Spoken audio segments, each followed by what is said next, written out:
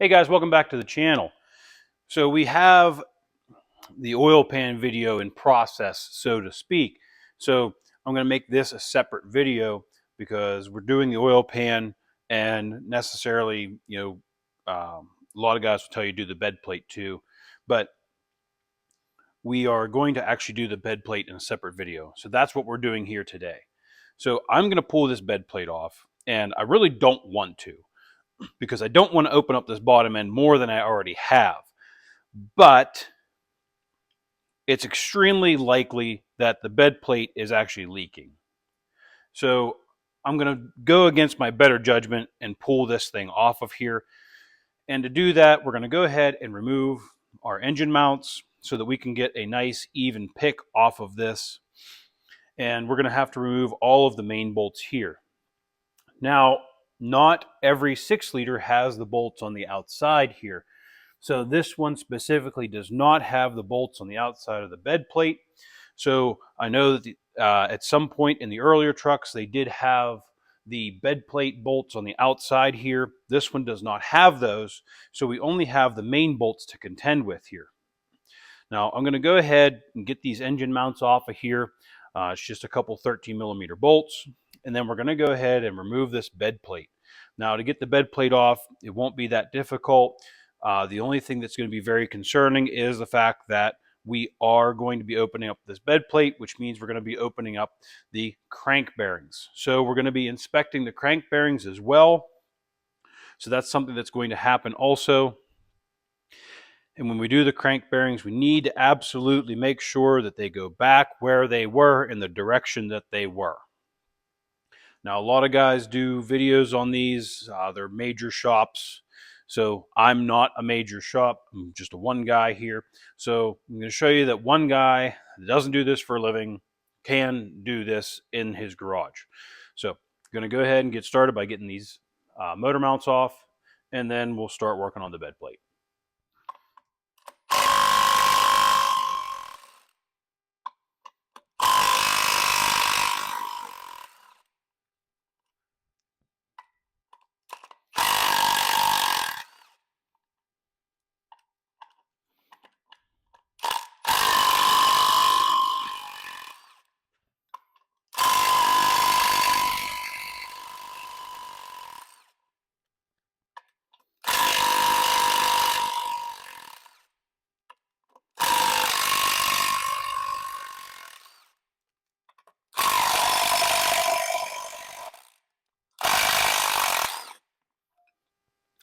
With the engine mounts off of here, you can see that there's no bolts here anywhere along here. So we're going to go ahead and start taking our main bolts out here. We're going to work our way into the center, because the torque spec for these is you start in the middle and work your way out. So we're just going to follow the torque spec in reverse process. So we'll start with these outside ones and just work our way in.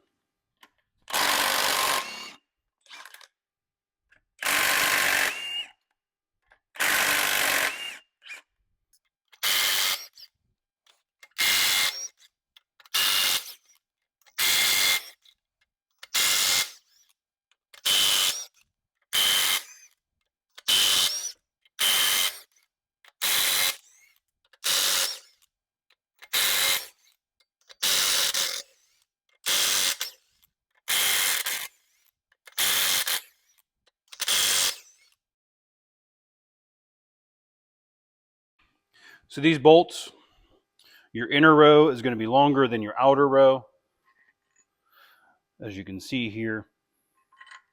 And you can see how much oil is all over the threads of these. So the thing we're going to have to do is going to have to clean these bolts all up, and then also clean out the threaded holes and make sure that there's no oil in them. So that's going to be mildly fun. So we're going to go ahead, pull all these bolts out and get them in a container so we can get them cleaned up. And then once we get them cleaned up, they'll be ready to go back in. So we'll have to get these nice and clean. They'll go in a parts washer, and the same thing for this bed plate. But first thing we're going to do, get these bolts out of here and get this bed plate popped off of here. When we go to put this back on, it might be a two-man job, because we want to set it down nice and easy, and we'll be using new gaskets and TA31 on it. So at that point, we need to make sure that we set it down nice and flat, and we don't wiggle it around or anything like that. So it doesn't necessarily matter where the bolts go, as long as you put the long ones back where they're supposed to be in the middle. Now these are reusable, so you can reuse these.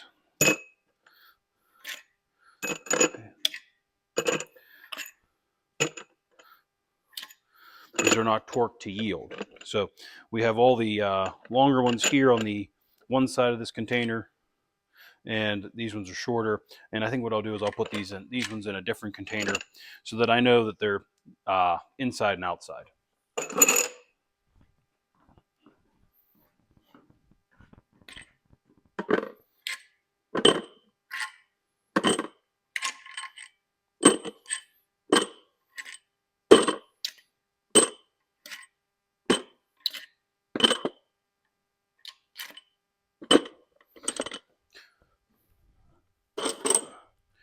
So now that we have all of our mains out, now like I said, if you have a earlier model, you'll have the bolts on each side, but we don't have those on this.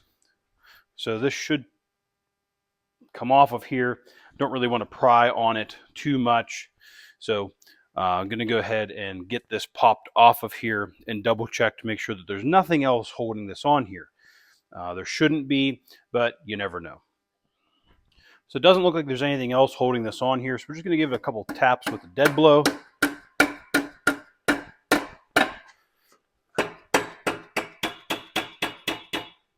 So we have our dowel pins here that are kind of holding it in place.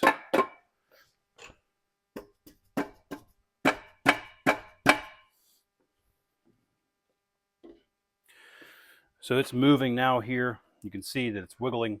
So we're just going to try to work this thing off of here.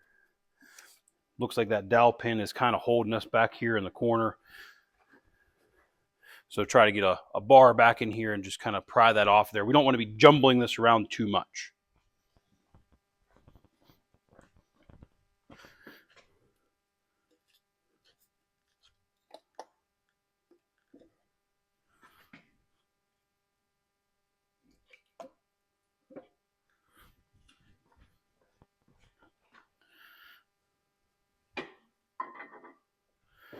So we have our two dowels over there that are loose.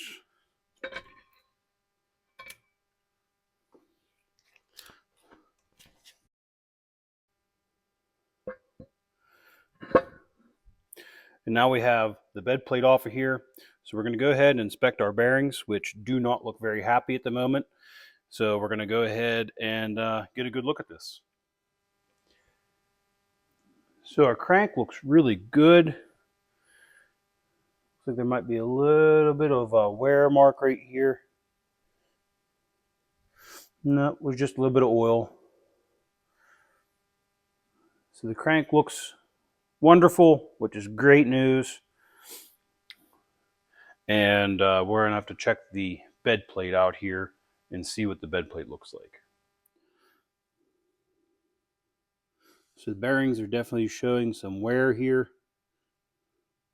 So it looks like this thing actually might end up at the machine shop getting some new bearings.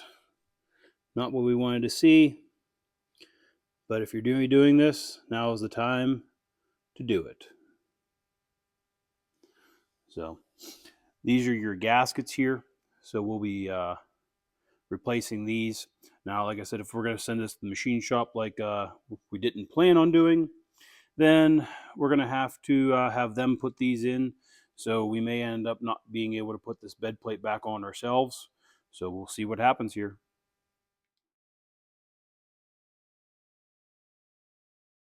So we cut away with the bed plate bearings. They didn't look very good. Now, those bearings probably would have lasted another 100,000 miles or whatever, but we were here, we're going to replace them. So we ended up replacing the bearings in the crank. We did not replace the rod bearings because the rod bearings looked actually very new, so that was a plus. So didn't feel a need to replace the rod bearings. A lot of guys will tell you that you really should replace all of the bearings, but we looked at every rod bearing because we have to obviously take the crank out to change the mains, and every rod bearing looked great. So we just reinstalled them. We followed the proper procedures for doing that. So your rod bearing torque would be 33 foot-pounds, then 50. Your bed plate bearing torque is 90, then 30, then 170. You got to follow the proper torque procedure, which starts in the middle. So you would do 1, 2, 3, 4, 5, 6, 7, 8, 9, 10, 11, 12, 13, 14, 15, 16, 17, 18, 19, 20. So you would follow that pattern with the bed plate bolts. Now, when you do the bed plate, there's a gasket on each side, thin coating of the TA31 on each side of the O-ring will ensure a good seal. Now, as far as timing this, we ran into some problems with timing this. We did make some marks, and the marks definitely helped. However, the marks were made after we realized that we had screwed the timing up. We did make a mark and it didn't go back in the same spot, and the mark got wiped off, so we had to kind of start over. So this is going to be extremely hard to see. So the crank has a dowel pin on it here, and the dowel pin should line up with the alignment marks on the cam gear. I can show you a picture of that. So whenever you go to time this, you can see we have a yellow mark here. Now I took a square and put it on the face, made a yellow mark across right in the center of this dowel pin here. Now the dowel pin should align with where the holes on the cam gear here. And what we did was we also made a mark because there is a small dot on the cam gear. So what we did to get the alignment mark, so we have a small dot on the cam gear. We have a large dot further over on the cam gear, and then a hole in the middle of the cam gear. Let me go to the other side here. So here's the opposing side of the cam gear. So there's a hole here and a hole here. So we put a straight edge across this hole, that hole, and the dot on the other side over there, and put a mark on this cam gear. Now what you do is you basically line this mark up with this mark here. So we are doing this on an engine stand that is rear mounted, so this makes this much more difficult to line up because you can't eyeball them straight up and down. So we did this and got our cam timed correctly with our crank. So once we rotate this all back around, this yellow line will match up with this yellow line down there. And as long as those two match up, we are timed correctly. And as you can see, I have two bolts out of this spacer back here. I ended up taking these bolts out. So we never removed this spacer, and we just replaced the bolts. We're still waiting on a couple to come here. Torque spec for these is 100 foot-pounds. There is an internet article that says it should be 135, but ARP makes these bolts that you can buy, and it says to torque them to 100 foot-pounds. So you can remove the spacer if you wish. You just need to make sure that it goes back on in the exact same place, but we did not take it off. We just removed the bolts. So that's not a big deal for us, but we did get this bed plate put back on. So we have all new bearings in here, and we have this timed correctly, and we got the bed plate torqued correctly, so we shouldn't have any issues with this bed plate. So hopefully this will help you guys in doing your own bed plate and bearings. However, we didn't show the bearings here, but it's not a hard process to do with the proper tools and proper lubrication, and just make sure that you're clean and make sure that you do your timing marks before you tear it apart. So hopefully this will help you guys out in changing your bed plate and following the proper steps. So thanks for watching, and we'll catch you on the next one.